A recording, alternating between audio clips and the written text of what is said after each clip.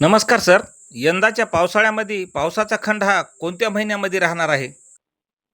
ऑगस्टमध्ये थोडे पावसाचे खंड असणार आहेत हं, आणि एल निनोचा प्रभाव त्याच्यामध्ये आहे. त्यामुळे पर्सेंटेज 95% आपण ठेवलेले आहे ऑगस्टला. हं, हं. तर पुन्हा 97%चा अंदाज आपण सप्टेंबरमध्ये ठेवलेला आहे आणि त्याचं मुख्य कारण आहे की ढगफुटी सदृश्य खूप पाऊस आपल्याला आयोडी पॉझिटिव्ह झाल्यामुळे हं, हं. 15 ऑगस्ट आणि पुढे ते अगदी सप्टेंबरपर्यंत असणार आहे आणि मान्सून परतीचा प्रवास हा साधारण ऑक्टोबरच्या पहिल्या 2 आठवड्यांमध्ये करणार आहे, म्हणजे 15 ऑक्टोबरपर्यंत.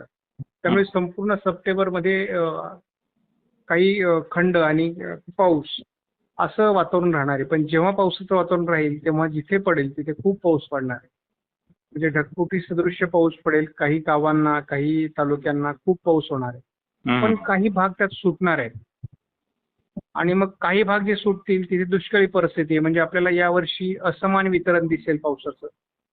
त्यामध्ये काही भागात खूप पाऊस झालेला असेल, काही भागात पाऊसच नाही अशी परिस्थिती बघायला मिळेल. हं, हं, हं. शिवाय आपल्याला ढग येतात परंतु बरसत नाहीत, पाऊस पडत नाही अशी सुद्धा तक्रार शेतकरी करतील. बऱ्याचदा असं होईल काही भागात पेरण्या पूर्णपणे होतील तर काही भागात पेरण्यासाठी वाट पाहावी लागेल. तरसावं लागेल कारण शक्यता कमी आहे की पाऊस सगळीकडे समान होईल. आणि मग त्यामुळे पीक व्यवस्था, पावसाची व्यवस्था ही थोडी असमान असल्यामुळे यावर्षी थोडं कसोटीचं असणार आहे शेतकऱ्यांसाठी.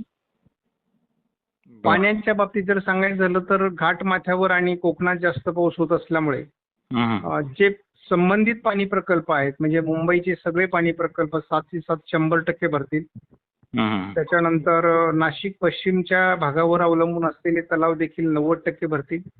आणि पुणे जिल्ह्यामध्ये जे घाटमाथ्यावरचा पावसाचा प्रभाव आणि सातारा जिल्ह्यामध्ये आणि कोल्हापूरमध्ये जो प्रभाव असतो ते सुद्धा 90 ते 95% तलाव भरायला हरकत नाही.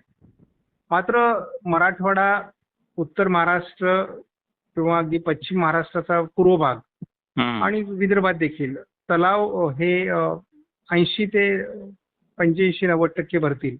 हं, हं. म्हणजे जायकवाडीचं जरी सांगायचं झालं तर जायकवाडी पूर्ण क्षमतेने भरण्यासाठी थोडी अडचण यावर्षी येऊ शकते. हं.